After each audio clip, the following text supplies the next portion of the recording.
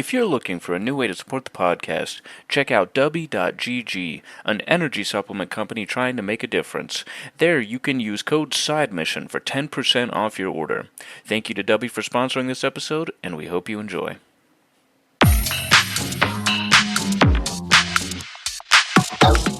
Welcome into the newest episode of Side Mission. I, like always, am your host, Rusty Ellis, joined by the boys, Kyle Lynch and Matt Beck. And we have got a very interesting episode today because there's been a lot of talk about today's game that we're discussing. And that is Ghost of Yotei. And I think the best way to sum up how all of us feel in a couple words, I don't know, you two can stop me if I'm wrong. You two can tell me if I'm right. You both know how much I love hearing that I'm right. That's a joke. But I can't help but feel like all three of us are kind of disappointed by this game. And I don't know if that's how y'all feel. I'll let y'all kind of briefly tell me if I'm right. But I know I was a little disappointed by the game. I had higher hopes for it. It's a good game, but it's not necessarily this big step up from Ghost of Tsushima that I was hoping for. What did y'all think? I want to say that, I was expecting it to be a lot more, just considering how long we have waited for. I mean, if you've been wanting a sequel to Tsushima, how long you've waited for this, and honestly, it just didn't do as much as to be a sequel like I wanted it to be exactly. Like, I mean, it's still, it's still it's not a bad game to say. Not at all. Not at all. It's just that it's the same formula that we have just seen constantly. Like, what is with the theme of revenge when it comes to PlayStation?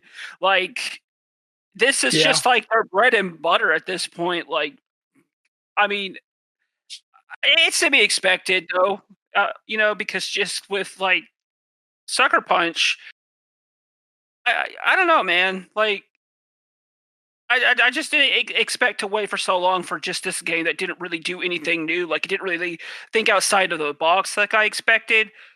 I mean, you pretty much do almost the exact same thing that you did in Tsushima. I mean, they have, this massive open world, and they fill it with, all these little side quests and, like, all these little activities to do, just like in the original Ghost of Tsushima.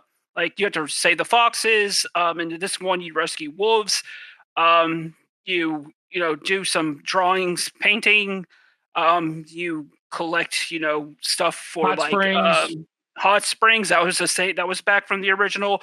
Follow the gold bird to, like, a bamboo cut. Yeah, just like that. Just like in Tsushima. Yeah, I did get the feeling that there just wasn't enough here that was different. And that, I think, was the biggest thing for me was I want to see what Sucker Punch will do differently this time around. There are a few smaller changes, and we'll get into those. Kyle, we'll talk about kind of the hype behind the game. We'll talk about that here in a bit because I know me and you both have quite a bit to say about that and how it just kind of felt seeing reviews leading up to the release and then how it felt reading them after the release. But I think the biggest issue, and Matt did say, like, there's quite a bit you can do in this world, but I can't help but feel like the open world is also very empty at the same time. It feels like there's not really a lot going on. Kyle, you mentioned that one thing that held you back when we discussed this game was it feels like there's combat, a whole lot of nothing for maybe a little over an hour or so, and then more combat. And I do feel like that is a problem that permeates the entire game. It feels like that is the case the entire time is here's a little bit of combat, a little bit of something interesting, and then here's nothing for about an hour, hour and a half, 2 hours. And I think that's a problem. Yeah, I was not a fan of how they really toted, look at all these new weapons you're going to be able to use and all these new moves you can do, because that was kind of the change up from the stances was new weapons, and I was very excited to try them out. The problem is I just would never get the chance to, because, like you said, there's hardly any combat. They threw so much story in here, which, I mean, I appreciate, but damn, dude, like, in Ghost of Tsushima, you literally start the game in this big-ass battle. And from there, there's combat. Pretty much, you're fighting people the entire game. You're constantly taking out outposts. Even when you're doing, story stuff, you're fighting through different areas or having to sneak your way into, areas and silently kill people. in this game, it also didn't feel like the stealth was... I don't know, it didn't really matter as much as it did in the first game. I feel like in this game, it was 100% optional. Yeah. And in the first game, it kind of... I won't say set up for stealth, but there were very obviously ways that, enemy placement and environment utilities that you could use for you to do stealth. Here, I didn't feel like it was as set up for that. I felt like a lot of the areas that I would get into or outposts that I would go to, it more times than not wanted me to run in and do standoffs because there would be just clusters of enemies, and there's there's no way for me to effectively take them down without anybody seeing me. I'm going to have to fight at some point, and I like what they did with the new weapons, but I just don't feel like they used them enough to really justify how much they touted the combat's going to be so great in this game leading up to it, because there were so many times where I was begging to just get into a fight with somebody because I spent all my time talking or doing puzzles or traveling. And that's not really why I got into this game. Yeah, I think I saw somebody else say this, and I don't know if they were talking about specifically about Yotei. It was a tweet that I can't find for the life of me anymore. But someone said something along the lines of, it's really cool if you introduce a couple new mechanics, but it does nothing if you then don't use them. If you don't use things that you introduce, then there's really no point of adding them. And it just feels like Sucker Punch, while they crafted a game that looks really good, runs really well, and is a really, really, again, an impressive visual show, whether you're in cutscene or gameplay, that's great. But it does feel like they kind of lost the bones of what made Ghost of Tsushima work. And the problem I've often said about Ghost of Tsushima is the gameplay in terms of combat and stealth, because that was a game that was definitely geared more towards stealth, being considered a ghost. I felt like it carried a narrative that wasn't all that great. It wasn't well written. There was a lot of really, really bad dialogue throughout Ghost of Tsushima, particularly from Lord Shimura, whenever he and Jin would talk. But in this game, it does absolutely emphasize that more of that standoff nature, because Atsu is not really a protagonist that stealth matters to all that much. You can do stealth, you can try, and you can probably stealth an entire outpost, but the game is absolutely geared more towards you getting out and mixing it up with enemies in the open battlefield. And I think that is part of the issue with there not being a ton of combat early on, is when you emphasize that, but you then don't give us the actual opportunities to use the tools that you've given us, I feel like you miss a step or two there. And that's where I think a lot of this game falters, especially early on. Early on, it falters a lot. And I hate to say it, but it never really felt like, throughout my time with the game, it never really felt like it ever picked up. And it didn't matter what I was doing. Now, there are positives because, and Kyle, we've discussed this, I do like the different weapons compared to the different stances. I do like that. That is a good change, in my opinion. The stances were cool, but the different weapons actually feel like I'm playing a different style instead of just holding my sword a different way. And I feel like that works really well here. I do think that despite sometimes the lack of combat, when you do get into combat, that system shines and it's really good. The other really good positive from this game, and I think that this lends itself to a lot of what we can discuss for the remainder of this episode, I think Erika Ishii is really good as Atsu. I think she's really good. This is a really, really good performance from a really good standout protagonist. Unfortunately, and this is where I have a problem, and we can go ahead and dive right into how this game was built up to us. I don't see the generational performance that I heard nothing but leading up to the release of this game. I think it's a good performance. It's a performance that says I want to see more of Erika Ishii. But do I think that Atsu is some standout protagonist that could go toe-to-toe with Kratos or Nathan Drake or Aloy or Joel? No, not at all. I don't really feel that way at all. I feel like this is a really good first break for Erika Ishii in terms of a massive AAA game. But I don't feel like this is some generational performance like I was led to believe. Matt, you've spent the most time with the game. What did you think about Erika Ishii's performance as Atsu as a whole. Am I wrong? Do you believe differently than me? What did you think about it?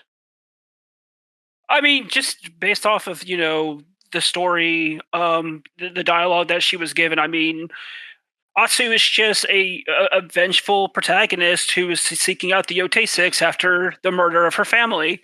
Um, I think that she does a good job at conveying the emotion that Atsu's feeling, but there are also moments in the game where Atsu just feels like kind of cardboard to me, in my honest opinion. Like some of the facial animation, I don't really read that off. Like when she's feeling sad, like everybody even makes comments about Atsu's face in the game, where it's just like, I'm just gonna say it. She has what's called resting bitch face. It's just like her facial expressions just really don't change that much, so it doesn't really go along with some of the dialogue that she's talking about. Um, the other thing that I have to say in this game is like the supporting cast, in my opinion, just isn't as strong as Tsushima. Like we don't Not at have a all. character. We don't have a character like Yuna. We don't have a character like Kenji. Like we don't have that type of supporting cast. Like we have, spoilers. I'm just gonna say if that's okay with you guys. We pretty much just have Atsu and the supporting cast that I've heard so much about just ends up just being merchants, like to upgrade Yeah. your armor.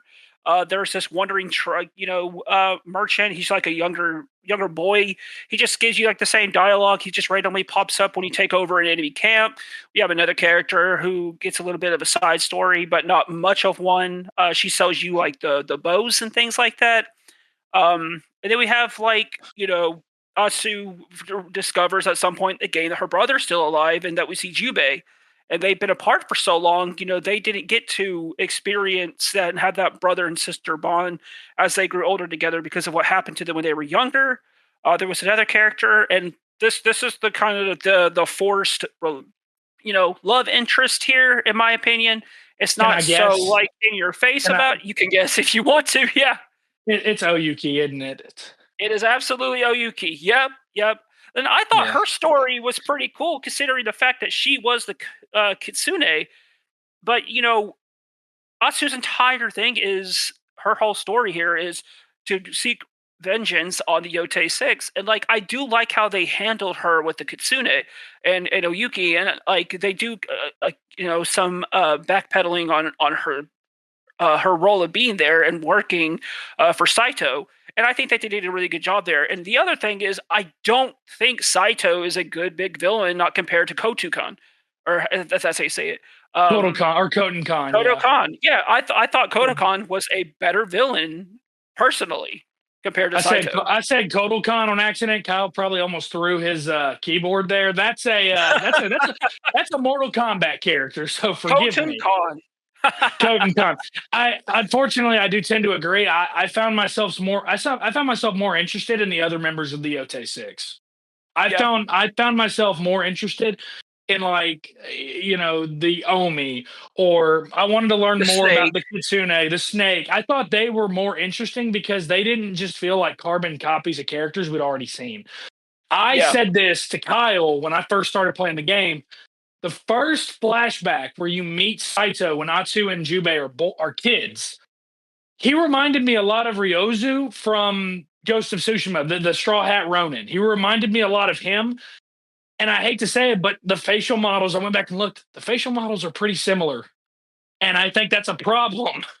I think that's a massive problem that he's this big villain, but I can barely distinguish him from kind of a secondary villain from the first game. Like, I think that's a problem. And I think they get him off to a really good start. But then I think you just lose interest in him over time, and the rest of the Yotei Six are just significantly more interesting because they all have their own thing. Like the Kitsune, in my opinion, was one of my favorite parts of the game. That whole story arc was one of my favorite parts of the game. I liked that a lot, especially the lead up to finding him. Like it feels like being a detective and you're on this kind of trail. You've only got like one lead, and every time you think you've got him, you don't. And it just kind of keeps going further and further. And that would normally get very tiring. I actually enjoyed that chase this time around in this, though. That's what I think this game frustrates me on, is there are things in this game that I like. But unfortunately, there's not enough in it that I love or that I'm really excited about that really held my attention and made me love the game. I like Ghost of Tsushima quite a bit. I have been fairly critical of that game over the last couple of years. But the more and more I get away from it, the more and more I feel like this game is more of a step back than it is a giant leap forward. And I hate that I'm saying that because I had a lot of hopes with the reviews that this would be a great game, which, Kyle, leads us to a great point that you made. And I'm going to let you say the exact words that you said in terms of what the hype for this game felt like after playing enough of this game. What did you say it felt like? When I saw everyone praising this game all over the place, and then I played it and got about 8 hours in, I had definitely made, I'm gonna say it's a pretty fair assessment that it feels very industry planted. This game is not bad at all, but it's also nothing that I wanted from us. Look, also, if you go back and you listen to when we talked about Ghost of Tsushima, we also said that the game didn't really need a sequel. Yes. And this did not justify being a sequel, in my opinion. I know that's harsh, but I think that Ghost of Tsushima could have been a one and done, and it was a great game. It had fantastic DLC. And I agree. I think the online was fun. They kept it going for a while. Sucker Punch should have just made a new game, a new IP, because now I really hope we do not get a third game. Do not make this a trilogy, please. And I don't usually say that games reviews feel bought or a little overhyped, but this one is, I mean, this game, I would give it a 7, and a lot of reviewers were giving this 9s. Some reviewers were giving this 10s. I was very, very curious to find the 9 or 10 game, because we have played quite a few games this year that absolutely I'd give 9s and 10s to, and this does not compare to even games that released this year. I can't, in my right mind, understand where some of these reviews are coming from when they say that this is a masterpiece, that this is one of the greatest PlayStation games they've ever played. I know PlayStation hasn't put out a lot this year, but I mean, there are way better games that they've put out story-wise than this. And I don't know, I feel very much that people wanted to hype up this game to combat the things that were being said about it, and I don't care one way or another, but if that's your sole reason and you're not praising the game for what it is and for what it does right, I don't think it should be given a higher score just because of how you personally feel about controversy one way or another. I don't care. I'm here to talk about the game, you know? You know, we talk all the time about judging the game on its merit, and we've seen a lot of it on the opposite end of things in the last couple of years. I mean, we all remember what was being said when Hogwarts Legacy came out. That was a game that very, very few people outside of review outlets, like normal gamers, a lot of them had issues just judging the game based solely on its merit versus whatever issues they have with J.K. Rowling. And I was not the biggest fan of Hogwarts Legacy, but my problems existed within the game, not within real life. I like the real life stuff, and I don't think any of us, I think all of us felt that way. That if we had any issues with the game, it existed solely within the game, not within the creator of Harry Potter. That had nothing to do with it. This, to me, feels like, for I think maybe the first time ever, I think, again, people are not really reviewing this game based on the merit of the game. They're reviewing it to almost counteract, like you said, Kyle, what's happening and being said, whether that be about Eric Ishii, whether that be about the new team at Sucker Punch, tweets that have been put out. They're doing it in response to that. And I'm going to say something else, and I know you both are tired of hearing me say this. This will be the last time you hear me say it, because this will probably be the last time we ever talk about this game. The other side of this, to me, is I can't tell you how many content creators I have seen that are still fighting the Game of the Year 2020 battle. They are still fighting that. They are still upset that Last of Us Part 2 was given Game of the Year over Ghost of Tsushima, and they've never gotten over it. To me, they see this as their chance to, okay, we can get a little bit of revenge, I guess. I don't know. And it's funny I say revenge when you look at the game, which we can talk about that here in a second as well. But the problem is this, Kyle, you just said that, I know PlayStation hasn't put out a lot this year, but they've put out better games than this. The problem is they've put out a game this year better than this. Yeah. They put out Death Stranding 2. Death Stranding 2 was better. I know it's subjective, and I know how I feel about it. I don't know how the two of you. I mean, I would imagine all three of us think Death Stranding 2 is better. Am I wrong, or am I wrong in that? Or I definitely think it is. Matt, what do you think? I think so. Yeah. Okay, I just didn't want to speak for y'all. I didn't want to speak for y'all if y'all felt differently. I got you. My thing is that game exists, and that game, in my opinion, is miles better than this. And take PlayStation exclusive out of it, I think Donkey Kong Bonanza is better than this. I think Expedition 33 is better than this. I think that Sonic Racing Cross Worlds is better than this. I think that Mario Kart World, I think that Elden Ring Night Rain, hell, I would even go as far as say I think Doom the Dark Ages is better than this. I think Monster Hunter Wilds is better than this.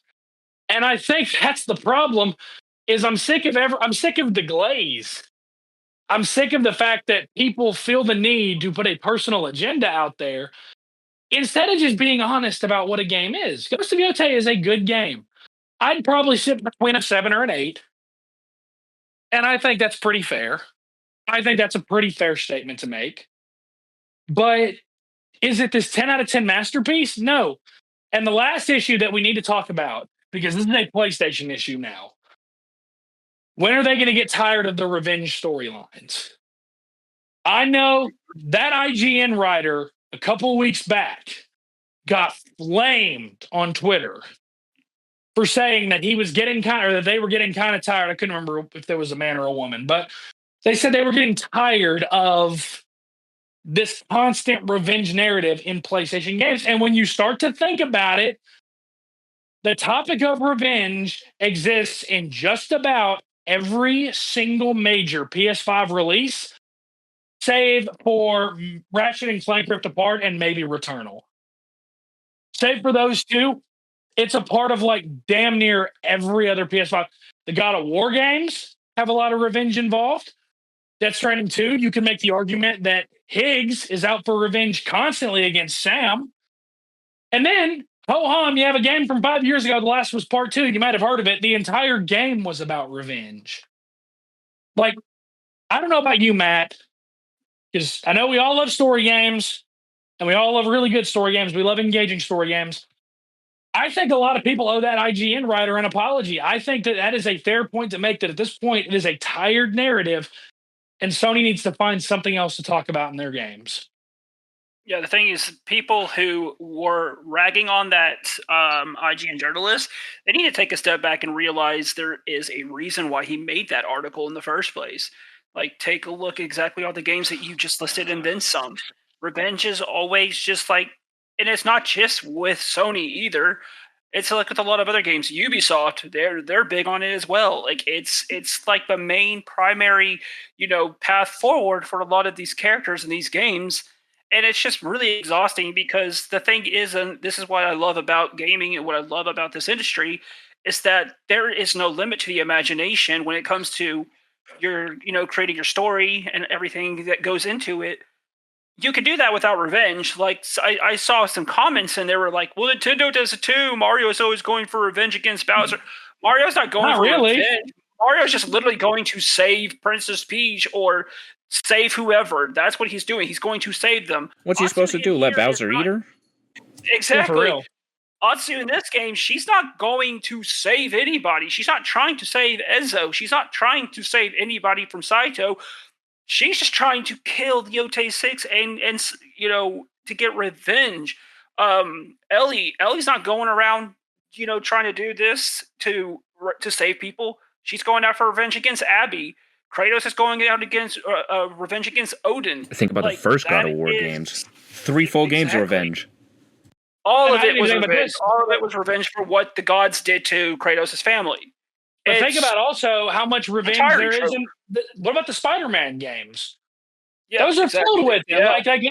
Like literally every villain in the Spider-Man games is, I got caught by Spider-Man, I must get my revenge.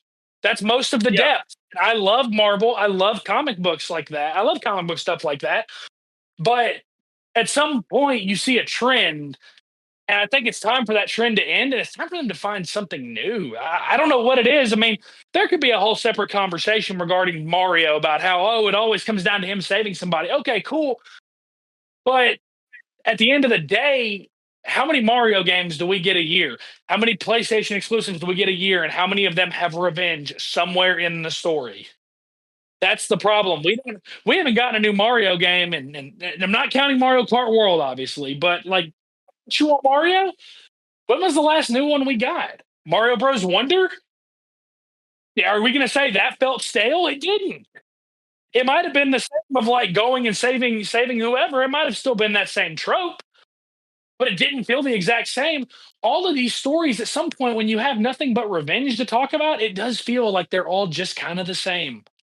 You know, I really hope Wolverine's motivation in this fucking game is not, I gotta get revenge on the people who did this to my body.